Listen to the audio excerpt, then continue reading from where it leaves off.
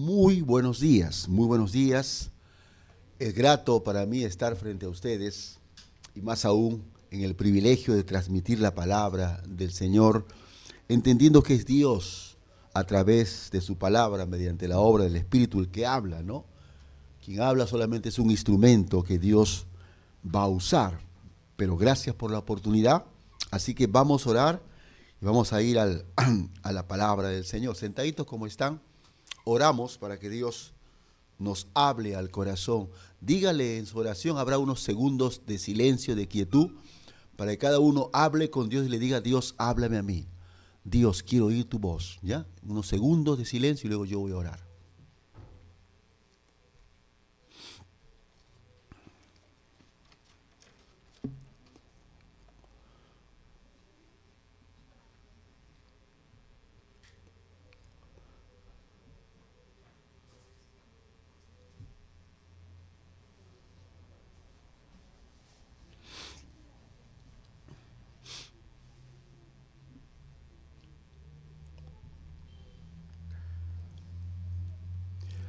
Señor nuestro Dios, listos y prestos estamos, Dios, a oír la palabra tuya, Dios. Te rogamos, Padre Santo, que seas tú, Dios, un cerco de protección en este ambiente, no permitiendo, Padre, que las interrupciones del enemigo perturben el culto de hoy o distraigan nuestra atención, Dios. E incluso, Padre, el celular, no siendo un mal aparato, pero el diablo también lo usa para distraernos. Concede, Padre, que todos estemos atentos al escrito está.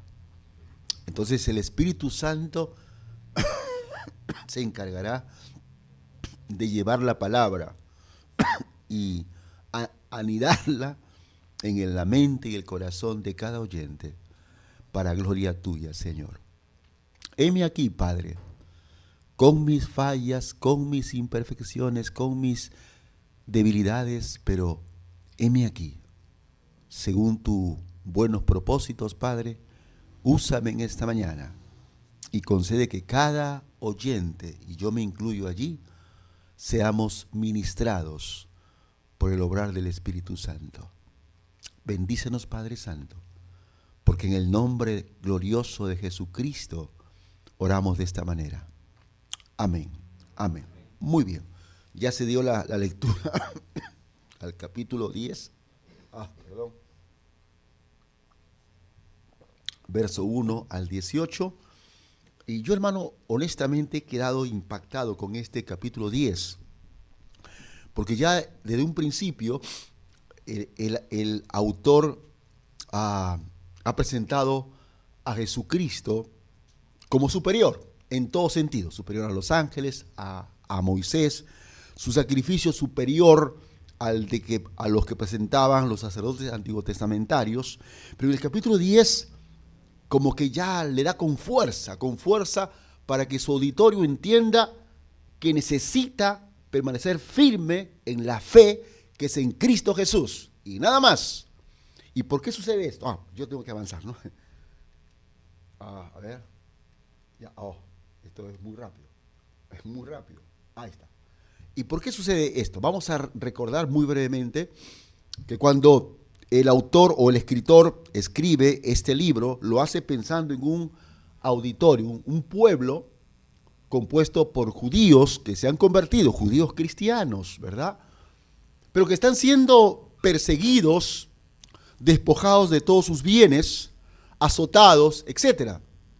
Entonces empieza una especie de desánimo, de decir, antes en el judaísmo no iba bien, estábamos tranquilos, pero al convertirnos a Cristo ahora somos perseguidos, azotados, despojados. Entonces, ¿por qué no volver al judaísmo? Entonces, una especie de vacilación, de cierta duda.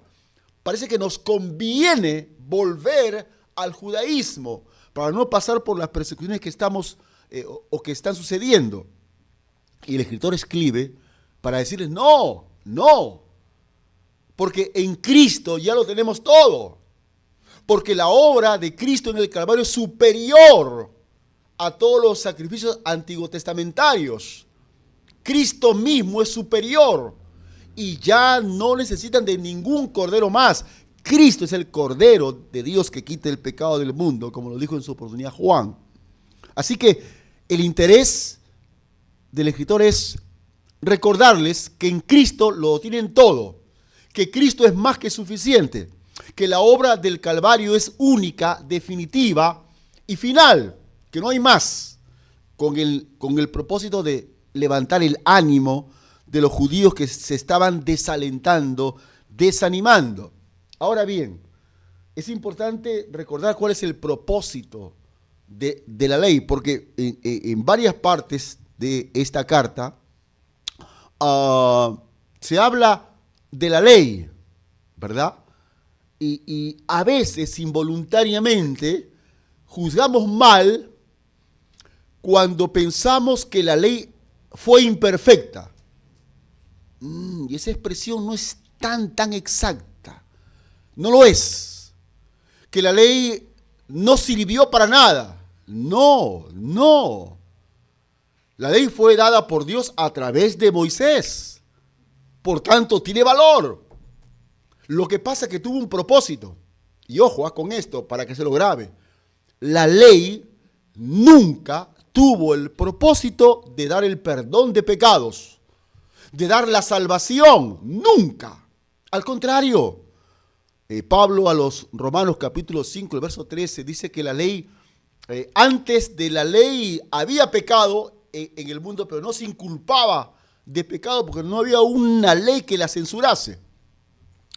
Y la ley se introdujo para que el pecado abundase. Es decir, el propósito de la ley era mostrarle al ser humano, mira, eres un pecador, tú estás pecando y tu pecado te condena, por tanto tú necesitas de un Salvador. El segundo propósito de la ley era, dice Pablo, la ley fue nuestro ayo para llevarnos a Cristo. La ley tuvo el propósito de ventilar, descubrir el pecado del ser humano, que el hombre tenga conciencia que es un pecador y que le haga ver que necesita de un Salvador porque solo no puede ser salvo. Y que los sacrificios no le permiten ser salvo, no le dan una conciencia limpia. Por tanto, ustedes necesitan de un Salvador. Ahora, en ese contexto, la ley fue buena, muy buena. La ley cumplió su propósito. Pero si comparamos la ley en cuanto a la salvación, no sirve. La ley en cuanto al perdón, no sirve.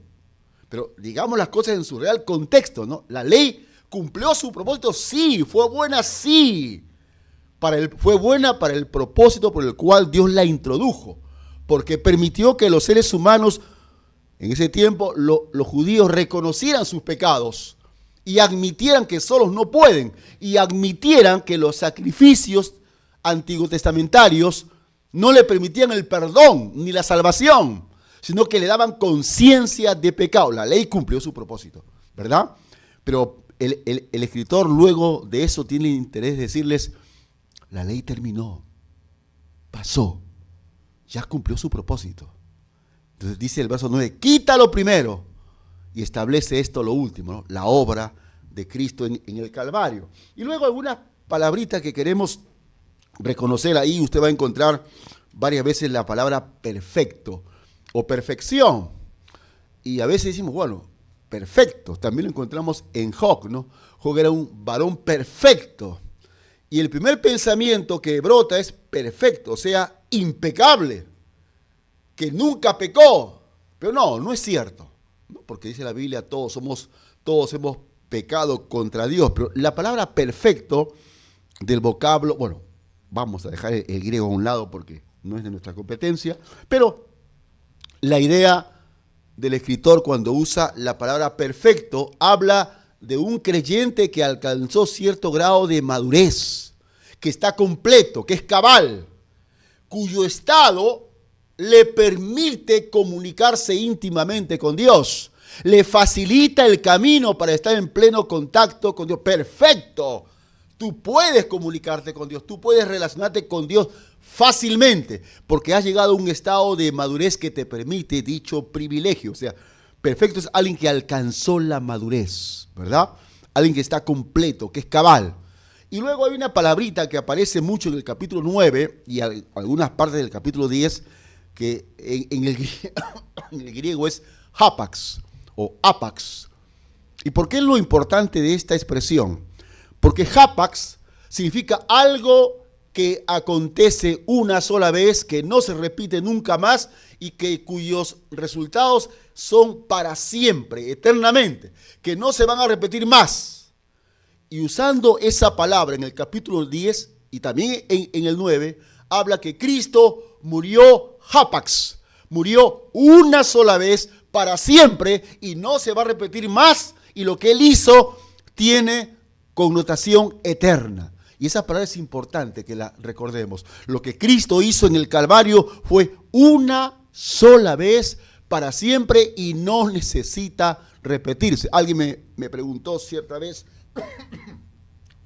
Cristo murió hace 2000 años, murió por los de su época y los antepasados, pero han pasado 2000 años, no se precisará que muera una segunda vez por los creyentes de su época hasta el día de hoy. No, su obra es hapax, es un acontecimiento único, definitivo, irrepetible y es para siempre, ¿no? Con efectos duraderos en el tiempo. Así que podemos continuar entonces allí. Hemos intentado poner dos partes de este capítulo 10 y la primera parte son, el escritor va a intentar hacer un contraste entre lo que significó los sacrificios antiguotestamentarios, los sacrificios de Leví, de la orden de él, y lo va a comparar con el único sacrificio de Jesucristo. Y va a ser tan claro, tan contundente, no dejar ninguna duda que la obra de Cristo es completa, es final, es definitiva y no hay lugar a repetición, ¿no? Entonces, en la primera parte de los versos 1 al 9, veamos esos sacrificios antiguotestamentarios, las limitaciones que tuvo, y encontramos lo siguiente. Este aparato es bien sensible, ¿no? Al toque se dispara. Ahí está, muy bien, ¿no? Y vamos con el versículo 1, lo leemos. El versículo 1 dice, porque la ley, teniendo, disculpen, la sombra de los bienes venideros, no la imagen misma de las cosas, nunca puede, por los mismos sacrificios que se ofrecen continuamente cada año, hacer perfectos a los que se acercan, ¿no? Ahora, esa expresión, y lo he subrayado, lo he puesto de otro color, la ley era la sombra. Si usted va al diccionario y encuentra la palabra sombra, significa una representación opaca de algo. Y eso es lo que la ley fue, porque la ley intentaba que el hombre apunte hacia Jesucristo. O sea, todo lo que la ley implicó, las prácticas, los sacrificios, todo apuntaba hacia Cristo. Era una figura, una sombra de lo que vendría más adelante en Cristo Jesús. La ley era la sombra de los bienes venideros, no la imagen misma de las cosas. Ahora bien, ¿cuál es la limitación de esta ley? ¿Cuál es la limitación de los sacrificios antiguotestamentarios? El texto dice allí, no pueden hacer perfectos a los que se acercan. La ley no permite la madurez espiritual del pecador. La ley no permite que el pecador esté bien con Dios. La ley no hace perfectos a nadie. La ley solamente te ventila, te hace ver, eres un pecador. Y solo no puedes, tienes que ir a Jesucristo. Él hizo la obra completa en el Calvario. Entonces, la ley o esos sacrificios antiguotestamentarios no son la imagen misma, sino solo una sombra, una representación opaca de lo que vendría más adelante, ¿verdad? Si avanzamos un poquito más, entonces, o yo aprieto muy fuerte o este es muy sensible, ¿no? Otra limitación de la ley antiguotestamentaria. No puede hacer perfectos a los que los ofrecen. Ahí el mismo versículo subrayando con rojo, nunca puede hacer perfectos a los que se acercan. Vaya, entonces si la ley no tiene la capacidad de hacernos perfectos, de ahí erróneamente se da el concepto, entonces la ley no sirve para nada. No, señor, sí sirve, ya lo hemos dicho. Cumplió su propósito, hacerte ver que eres un pecador y que solo no puedes, y hacerte ver que necesitas de un salvador. La ley sí cumplió su propósito, pero la ley en sí misma no puede hacer perfectos a los que ofrecían los corderitos. Limitación de la ley, de los sacrificios antiguotestamentarios. Porque si la ley pudiera hacer perfecto a los que se acercan a él, bastara con que el judío iba con su corderito, derramaba su sangre, ya soy perfecto, ya no preciso de más sacrificio. Pero no pasaba eso. Usted va al Antiguo Pacto, usted va a los primeros libros, va a encontrar una serie, continuamente un derramamiento de sangre, cientos y miles de corderos que se sacrificaban, con todos los días, ¿no? Porque la ley no puede hacer perfecto. Es más, fíjese, ve. No sé si está en la parte que sigue, pero en todo caso, la ley, lo digo en el siguiente punto, que ya recuerdo que ahí está en el siguiente punto. Entonces, por lo pronto entendamos que los sacrificios antiguotestamentarios no tenían la capacidad de perfeccionar o hacer perfectos a los que ofrecían dichos sacrificios. No puede. Cumplió su propósito y hasta ahí nomás llegó. Hace falta algo más que posibilite que el que crea alcance esa perfección, esa madurez y esa posibilidad de comunicarse íntimamente con el Creador, ¿no? Bien, otra limitación está aquí, verso 3, ¿no? O punto 3. No pueden quitar los pecados. Esto es interesante, hermano. Dice el verso 3 o el verso 4, porque la sangre de los toros y los machos cabríos no puede quitar los pecados. Entonces uno se pregunta, ¿pero cómo? Si los judíos ofrecían en la mañana y por la tarde, continuamente derramaban sangre. Uno dice, ¿para qué sirvió todo eso si no pueden quitar los pecados? Mire, ve, el día de la expiación, llamado en el contexto histórico el día del Yom Kippur, el día del perdón, Yom Kippur, día del perdón. La palabra Kippur viene de un verbo kafar o kapar para algunos, que es cubrir, no es quitar. Kafar es cubrir. El día del Yom Kippur, en el derramamiento de esa sangre que ingresaba al lugar santísimo, lo que acontecía no era que en ese momento Dios perdonaba el pecado, no. Dios no quitaba el pecado, no. Los pecados eran cubiertos para que el hombre se pueda contactar con Dios. Eran cubiertos, tapados, por decir, ocultados. Hasta el momento, esto era una sombra. Hasta el momento que Cristo muera, que es la imagen misma, y al morir Cristo, esos pecados eran borrados definitivamente. El Yom Kippur, el día del perdón, era el día de cubrir, ocultar, tapar los pecados. Pero el escritor es contundente, esa sangre no puede quitar los pecados, no lo va a hacer, no tiene tal potestad. Pero es una sombra de lo que va a venir. Esperen, Cristo vendrá, el Cordero sin mancha, sin contaminación, aquel que sí puede quitar los pecados, como dice 1 Juan 1:7, ¿no? Y la sangre de Jesucristo, su Hijo, nos limpia, no nos cubre, no, nos limpia de todo pecado, ¿no?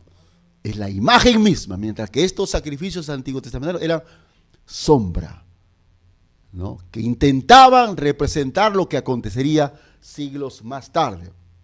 El punto 4, ahí está. También otra limitación, no pueden permanecer, deben ser quitados, dice el verso 9, y diciendo luego, he aquí vengo, oh Dios, disculpe, para hacer tu voluntad. Quítalo primero para establecer esto último. ¿Qué es esto último? El sacrificio perfecto, completo y definitivo de Jesucristo. Quita esos sacrificios antiguos testamentarios, ese derramamiento de sangre de corderos. Quítalo ya, Señor. Ya no más.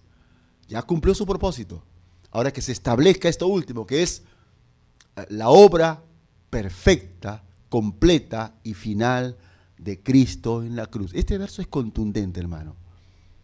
Ya no precisamos. Yo no entiendo cómo, con el respeto que se merece todo ser humano, pero hay un grupo religioso, no sé cómo se llama, los del Nuevo Pacto, ¿no? Los israelitas del Nuevo Pacto, ¿no? Que visten sotán y todo lo demás. ¿No está mal eso? ¿Mm? Ah, ya, correcto, ¿no?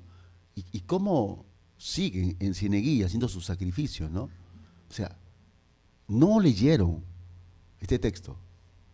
Quita eso primero, quítalo, sácalo, ya no, ya cumplió su propósito. Esos sacrificios apuntaban a Jesucristo. Una vez que llegó Cristo, lo primero ya no tiene sentido, no tiene razón de ser. Establécelo esto último, que a partir de ahora tu fe sea puesta únicamente en Jesucristo. Su obra es completa, irrepetible y final, ¿no? Bien, ahí está hasta allí eran las limitaciones de los sacrificios antiguos testamentarios o del orden levítico, ¿no? Lo que ya pasó, ya se quitó. Ahora veamos la obra de Jesucristo, porque es superior y cómo es tan contundente que lo que Cristo hizo supera altamente, indescriptiblemente, supera lo que hacían los judíos antiguos testamentarios, ¿no? Por eso la importancia de quitar lo antiguo y establecer lo último. Eso está en los versos 10 al 18. ¿En qué sentido es superior? Veamos. Uno, nos hace posicionalmente santos. Y el texto es, el verso 10 dice, en esa voluntad somos santificados mediante la ofrenda del cuerpo de Jesucristo. Mire, hecha hapax, hecha una vez para siempre. O sea, lo que Cristo hizo en la cruz lo hizo una sola vez y no se va a repetir porque tiene efectos eternos. Es para siempre, ¿no? Entonces, en esa voluntad, en esa obra del Calvario, somos santificados. Alguien me preguntó, pastor, pero hay creyentes que viven una vida pecaminosa. Bueno, hay que entender, cuando hemos sido salvos, Dios no ha anulado la vieja naturaleza. Está allí todavía, ¿no? Hasta el día que seamos arrebatados y transformados. Pero mientras estemos en este cuerpo de muerte, en esta carne, seguiremos pecando. No con la intención antigua que pecábamos voluntariamente y nos deleitábamos en el pecado y queríamos pecar. Ya no. No queremos pecar. Pero nuestra naturaleza nos seduce al pecado y a veces ¡pum!, fallamos. Y nos descuidamos y caemos porque no leemos la Biblia, no oramos, no congregamos y fallamos y caemos. Pero cuando caemos nos sentimos mal. O por lo menos los creyentes que guardan cierta madurez, nos sentimos mal, ¿no? Uy, ya le fallé al Señor, Dios mío, perdóname. Antes nos deleitábamos en el pecado y hacíamos un jolgorio del pecado, ¿no? Y lo comentábamos con otros. Ahora no, nos avergüenza pecar, ¿no? Entonces, me decían, ¿cómo ese creyente que peca puede ser santo? Bueno, pues, a ver, yo uso lentes. Sin lentes veo sombras, pero no discierno quién es. Yo uso lentes más de 40 años, ¿no? Más de 50 años. Entonces, yo veo imágenes ahí, pero no discierno quién es quién. Con lentes, ya, ahora sí, completo, ¿no? Pongamos que Dios usa lentes. Mire esa figura tan sencilla. Y los lentes de Dios, por así decirlo, se llaman Jesucristo. Cuando Dios nos ve directamente, ¡wow!, pecadores, perversos, depravados, al infierno. Pero cuando Él se pone sus lentes que se llaman Cristo, santos de Dios, santos y santas de Dios. O sea, en Cristo y solo en Él somos santificados. O sea, qué bendición es que nos acerquemos a Cristo para que Dios nos vea a través de Cristo. Sin Él estamos perdidos, ¿no? Perdidos. Entonces, la obra de Cristo es tan perfecta que nos permite ser vistos por Dios como santos. Pero pastor, yo soy pecador. Sí, pues, pero resulta que, según Isaías 53, tus pecados fueron puestos en el cuerpo de Cristo. Mas Él cargó nuestros pecados en la cruz. Él pagó por ellos. Y Dios nos pone como santos. Entonces podríamos decir, usar la palabra, somos posicionados. Estamos en la posición de santos delante de Dios. Aunque todavía tenemos la condición de seres humanos imperfectos y por ende pecadores, ¿no? Pero mire esa obra perfecta de Cristo. Nos permite ser vistos por Dios como santos. Somos santificados. Bendición por ello, ¿no? Entonces avanzamos en el siguiente punto. Esa obra de Cristo es tan especial, tan perfecta y única, que con un solo sacrificio, fue un solo sacrificio para siempre, ¿no? Y ahí entra la palabra hapax. Pero Cristo, habiendo ofrecido una vez para siempre, o sea, Cristo habiendo ofrecido hapax una vez para siempre, un solo sacrificio por los pecados, se ha sentado a la diestra de Dios. Disculpen el ejemplo tan irrisorio, tan sencillo, pero para mí es especial. A veces llego a casa del trabajo y mi esposa ha estado cocinando todo el día y lavando la ropa y haciendo mil cosas, ¿no? Y luego ella acabó, y ya acabé, y se sienta en el mueble, quiero descansar. O sea, acabó todo su trabajo y se sienta a descansar. Ese es algo lo que pasó con Cristo. No que esté cansado, pero fíjese, miren lo que es el texto. En principio, con el énfasis que fue un solo sacrificio para siempre, invocamos a la palabra hapax, que es algo que ocurre una sola vez, irrepetible, con efectos eternos, para siempre. Lo que Cristo hizo en la cruz no se va a repetir más, porque lo que hizo Él tiene efectos duraderos en el tiempo, por la eternidad. Pero algo más, cuando Cristo hizo la obra en el Calvario, ¿recuerda usted cuál fue la penúltima palabra que Él dijo en la cruz? Juan 19:30, ¿no? Consumado es. Con eso está diciendo dos cosas. Uno, acabé la obra. Está completa. No le falta nada más, ¿no? Está completa.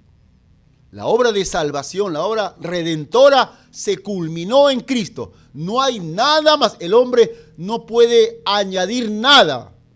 Que escuche la gente religiosa que para acercarse a Dios quiere pagar algo en su iglesia, o quiere caminar de rodillas, o se autoazota, o cosas así, ¿no? No.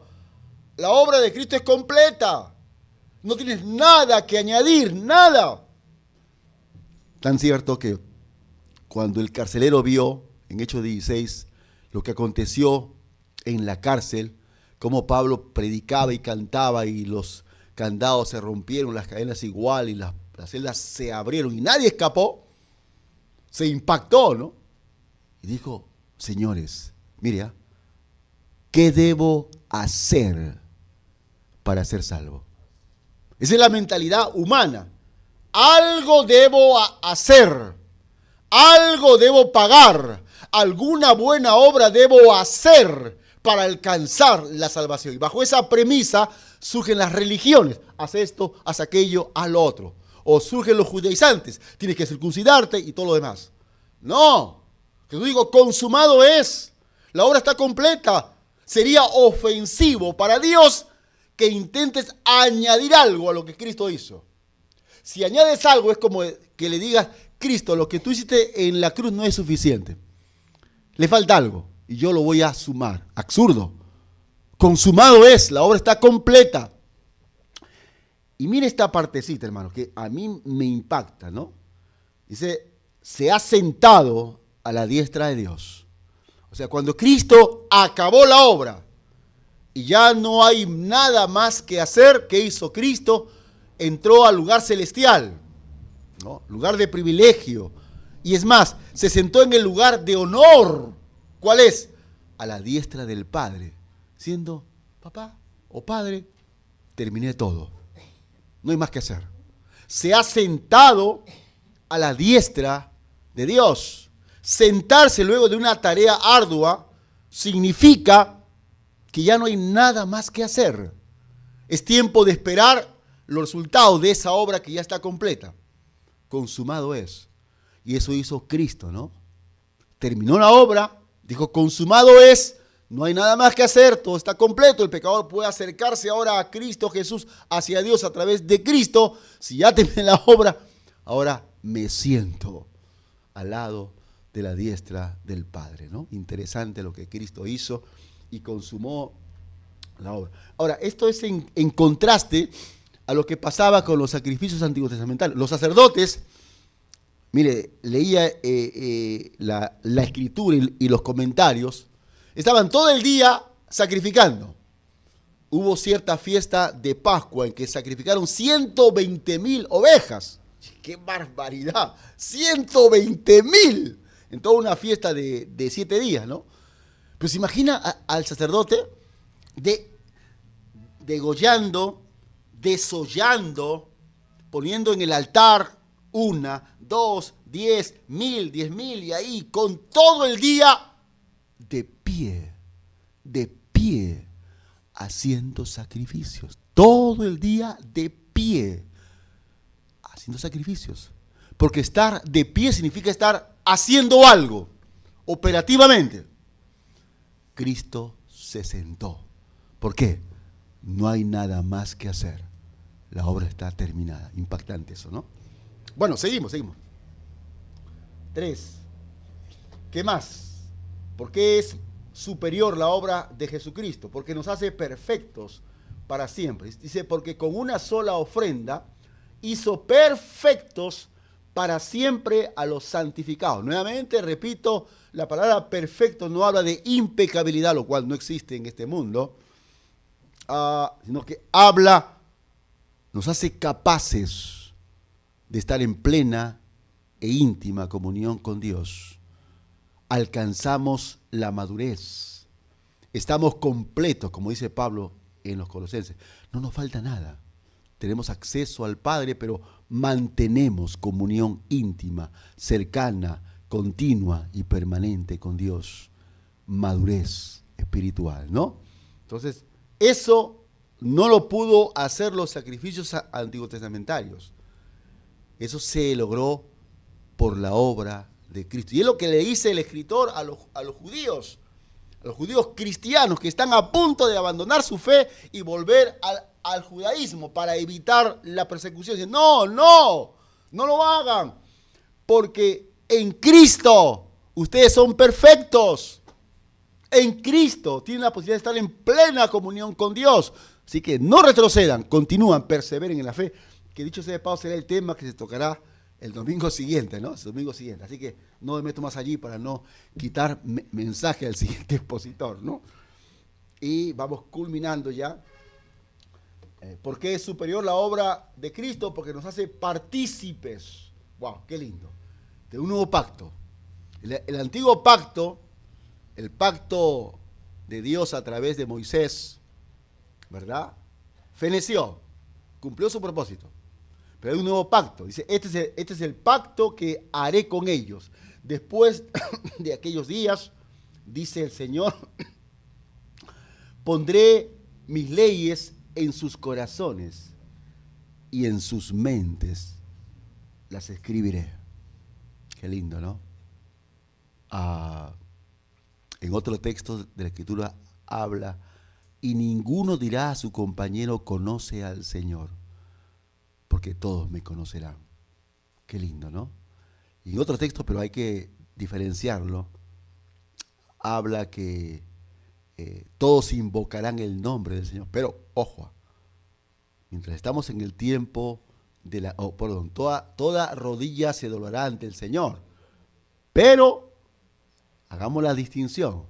En el tiempo de la gracia es posible y es necesario que nos doblemos ante la presencia del Señor e invoquemos su nombre, porque eso nos lleva a la salvación.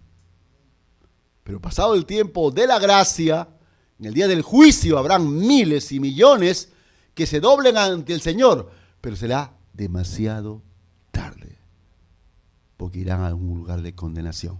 Avanza. Entonces somos partícipes de ese nuevo pacto. Y finalmente, o casi final, ¿por qué es superior? Porque no hay más memoria de los pecados. Esto es lindo, hermano. Y nunca más me acordaré de sus pecados y transgresiones. Ahora, pregunto para curiosear un poco, ¿no? ¿A quién le gustaría que esta iglesia programe un sábado de película? ¿Ah? Pongan, este sábado van a proyectar la vida de, hermano, ¿cuál es tu nombre? Gabriel. Se va a publicar una película, la vida de Gabriel, desde que nació hasta el día de hoy. ¿Tú quisieras eso, hermano? ¿Quién aceptaría eso? Yo no, porque yo sé cómo he sido. Al Señor, mi vida no la publique, Señor, porque causaría vergüenza a mí, ¿no? Qué vergüenza, ya se destapó todo, ¿no? No nos gustaría. Pero bendito sea el Señor, hermano.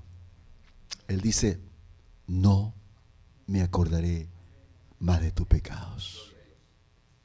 Y me encanta lo que dice Miqueas 7:19, ¿no? Él volverá a tener misericordia de vosotros, sepultará vuestros pecados y echará en lo profundo del mar todas nuestras iniquidades. Dios perdona y olvida. Y ese texto habla del perdón que da Dios, disculpen, es algo así como que nunca ocurrió. Nunca ocurrió. Para Dios, eso no existe. Señor, pues yo pequé, eso no existe. ¿Por qué? Ya te perdoné. Yo digo, Señor, gracias, porque a mí me causaría mucha vergüenza que mi vida sea ventilada delante de millones ahí. No, Señor. Pero esa es la bendición, hermano. Nunca más me acordaré de sus pecados. Y eso se corrobora en otros textos como en Isaías 41, 43, ¿no?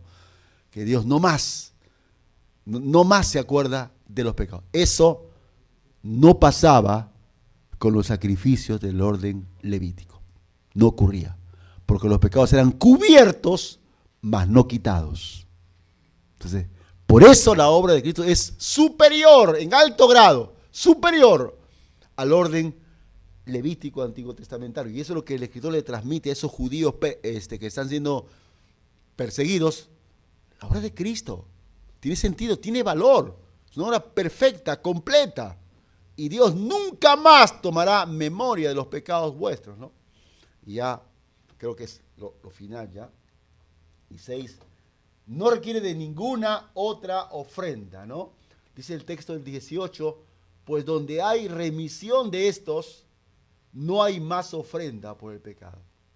Si ya hemos sido redimidos, redención, ya no hay más otra ofrenda por el pecado, ¿no? La palabra redención es una palabra que viene de 3 vocablos, ¿no? Una es agorazo, que habla en los tiempos antiguos que habían esclavos. Uno iba al mercado, y así como en el mercado se pone la carne fina, la carne con huesos, todo, igual uno iba a un mercado y veían los hombres parados allí en un pedestal, ¿no? Y eran esclavos, y los compraban. Quiero este esclavo, lo veo fuerte, y lo compraba. Agorazo es la posibilidad de comprar en el mercado con la opción de devolverlo al mercado si no me satisface. Entonces compraba, en un tiempo no me convence, lo llevo al mercado y lo vendo. Muy bien. Agorazo. El otro era hexagorazo. O sea, compro en el mercado, pero nunca más puedo devolverlo al mercado. Se queda conmigo para siempre. La otra es lutró. Lutró significa compro un esclavo en el mercado Y una vez que ya es mío, le doy su libertad. Juan 8. Si el Hijo os libertare, dígalo. Amén. Eso es lo que hizo Cristo en el Calvario, ¿no? Redención completa, final, ¿no? Entonces, no más esclavos del pecado, no más. Porque ahora servimos al Dios vivo y verdadero, ¿no? Una vez que se hizo esa obra, no hay más ofrenda por el pecado que ha sido ya redimido, remitido, quitado de en medio. Entonces, para terminar, tenemos allí una conclusión, ¿no? Los sacrificios del orden antiguo tuvieron su propósito, sí, y se cumplieron, sí, es cierto. Pues les hacen a los hombres, sí, acá me falta una, ¿no? Le hacen ver o le descubren a los hombres sus pecados, ventilan sus pecados, ¿no? Y la necesidad de un salvador. O sea, los sacrificios antitestamentarios tienen el propósito de hacer ver al hombre que es un pecador y que precisa de un salvador, ¿verdad? El sacrificio de Cristo, en cambio, es único y es final, es irrepetible. Y es más, es suficiente para el perdón de los pecados y la salvación del alma. Por tanto, es necesario quitar todo sacrificio humano y asirnos, cogernos fuertemente y únicamente del sacrificio perfecto de Cristo. Cuando yo era muchacho, cuando yo era niño, bueno, jovencito, ¿no? 12, 13, 14, 15 años. Hermano, tenía en mi mente algo que me cargaba, me angustiaba. Yo había escuchado que hay un cielo y hay un infierno. Y yo era consciente que si yo muero voy al infierno porque sé cómo soy. Y me agobiaba eso, ¿no? ¿Qué hago? Entonces, entre comillas, me volví justo, yendo a la misa todos los domingos y haciendo todo lo humanamente posible en el catecismo y todo lo demás. Pero todo lo que hice, que era quitar las inmundicias, entre comillas, no limpiaron mi conciencia. Seguía yo angustiado, cargado por años, hasta que un 16 de abril del año 78, Cristo tuvo misericordia de mí y me salvó. De esa época hasta la fecha, 40 y tantos años, tengo una conciencia tranquila, quieta, en paz, porque aunque fallo al Señor, sé que si muero, por su gracia, me voy a la presencia de Él. Quitó toda angustia, toda angustia. Entonces, vengamos a Cristo Jesús. Vengamos a Cristo Jesús. Cierren sus ojos, por favor. Cierren sus ojos.